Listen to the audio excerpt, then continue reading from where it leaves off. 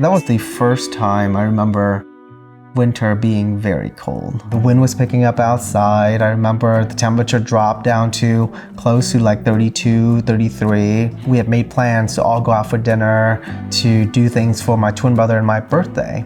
I remember just feeling anxious, scared, but I remember really enjoying the dinner and dreading, how am I gonna bring this up? And so I looked to my twin brother. He kind of knew in my eyes that, something was gonna happen a little bit later. And we got into the house and we sang happy birthday, we cut cake, everybody had some, and then we were sitting down on the couch and was gonna watch some TV. And I remember that lasted for what I thought was for a long time. Like I looked at the clock, it was like 9:30, and I thought, how am I gonna start this conversation, this process? And I remember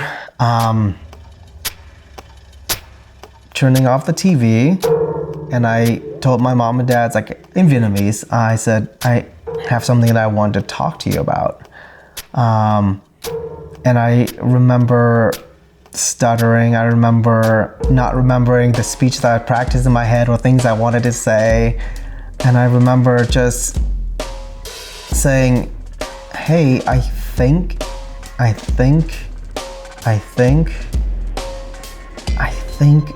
might. And my parents, they had just looked at me like, what? You think you might what? It's like, I think I might like boys, kind of very quiet.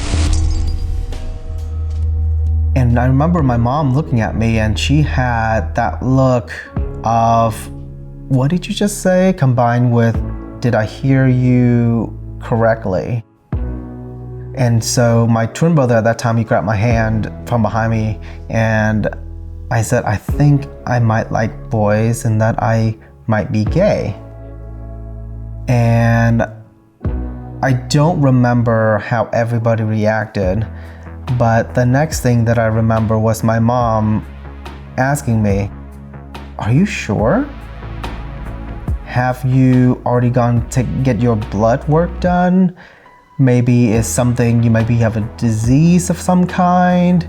And all this in Vietnamese, bless her heart, my mom is the best mother in the world. She, is high school educated in Vietnam. In Vietnam, they don't really talk about being gay, so she doesn't know what it was. She thought it might have been a blood disease. She thought it might have been, something that caused me to feel this way. And I remember looking at her kind of like, what are you talking about? Not thinking that she's never gone to high school, anything beyond high school in Vietnam, And I told her, no, it's not a blood work thing. I've known this, or I've thought about this for a long time. I told her the story of when I was 5, of when there was a boy in kindergarten that I remember really liking, hanging out with him very often. And I told her about moving to America. I told her about the boy in Sunday school. I told her about coming to UGA. I remember telling her about my experience here. I basically recalled her the last, whirlwind of 2 weeks that I had about really coming out to myself. And this whole time, my dad didn't say a single word. He's just quiet. And I told her, I said, I think that I might be gay and that I want to spend my time, or I want to explore dating, because up to this point, I've never dated anybody in my life. So I want to try to date a guy. And my mom just immediately burst into tears. She said that was because she was afraid for me. People in Vietnam who were gay, who were openly gay, often get ganged up by a group of men who would take them out, beat them, who would often sometimes even kill them, beat them so bad that they just bleed out. And she told me that there was cases of that happening where she was from in North Vietnam before her family fled to the South during the Vietnam War, that her experience with gay people has been that it's not something you speak upon because there is that threat of violence against you.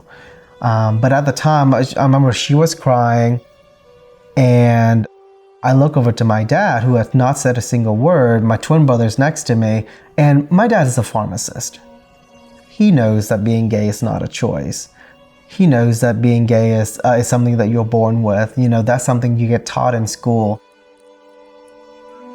But he looked at me and he said, "You need to leave."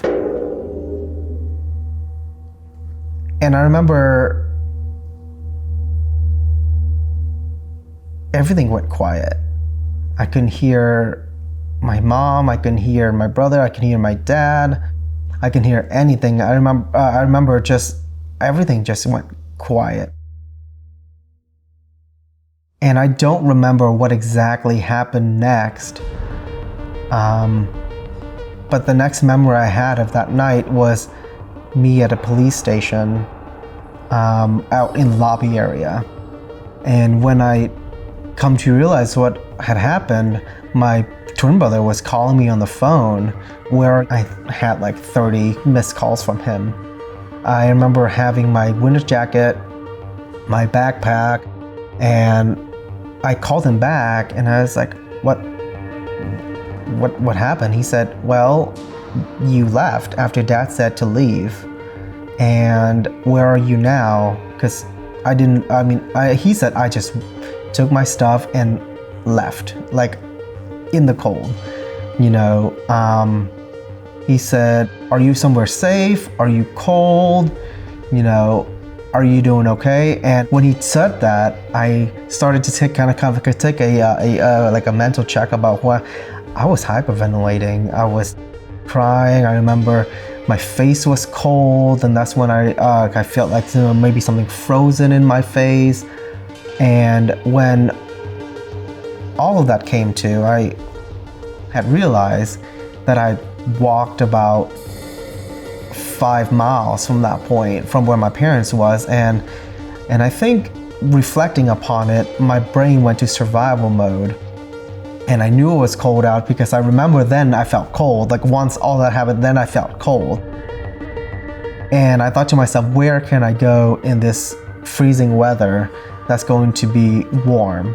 And I remember the police station, the lobby area. The lobby area was open, but nobody was there. But as soon as I realized that, I think to myself, well, I can't stay here. If I stay here, either I'm gonna get arrested, it's gonna go on my record, or they're gonna take me home. And so I took my backpack and I left the police station shortly after. And I remember telling my twin brother on the phone call, I said, "Hey, I'm fine, I'm not cold, I'll be okay, I'll check back with you tomorrow." My brain kicked into survival mode at this point. It's like, well, let's take stock about what I have. I have clothes, I have my backpack, which has some money in it, I have my wallet, I have my phone that my parents still hasn't cut off yet. What can I do? I remember the next place that was safe for me to go was the library. And I think to myself, well, the library is always welcome, because we used to go there to read all the time, to use computers. And so I got myself to the library. And the next day, I was able to kind of recollect and kind of try to plan something out. Because at the time I was, you know, lucid enough to think to myself, I need to get back to UGA, I need to get back to school, because that's the, you know, at least that's the one environment that I can go to. That's when my phone service stopped. "We're sorry, you have reached a number that has been disconnected or no longer in service.